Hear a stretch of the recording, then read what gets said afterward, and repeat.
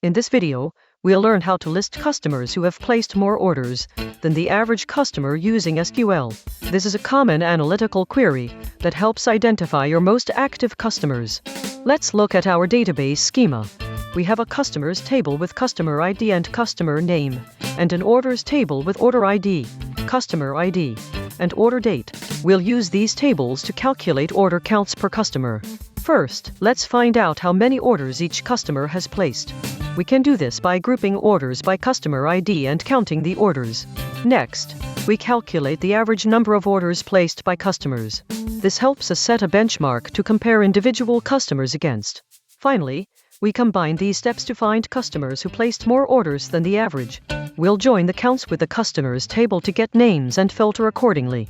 To summarize, we used SQL aggregation, subqueries, and joins to identify customers who order more frequently than average. You can extend this query to include additional filters or time frames.